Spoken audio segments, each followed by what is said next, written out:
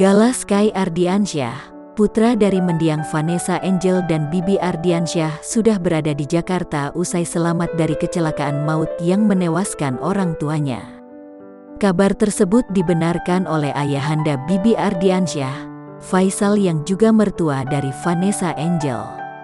"Iya benar, sudah di rumah, Jakarta," kata Faisal ketika ditemui di makam Bibi Ardiansyah dan Vanessa Angel di TPU Malaka Islamic Center, Ulu Jami, Jakarta Selatan, Senin, tanggal 8 November tahun 2021, bersama Chrazi Rich Surabaya, Tom Liwafa.